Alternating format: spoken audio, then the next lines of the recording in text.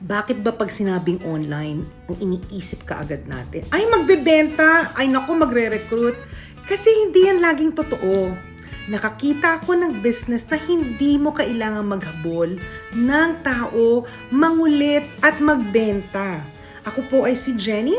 I used to be a clinical laboratory scientist for 31 years. At naghahanap ako dahil ako ay naging single mother for a long time.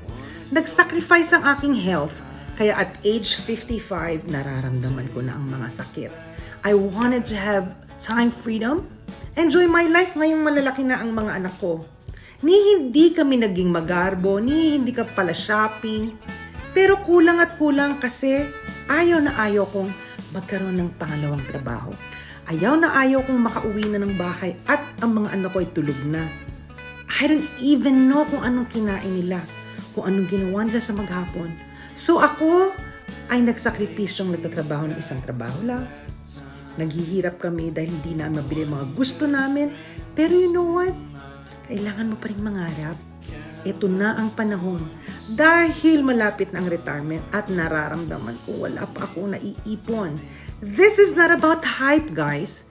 This is about option. Come and register for free in my website, www.jennyjnniedigitalworld.com.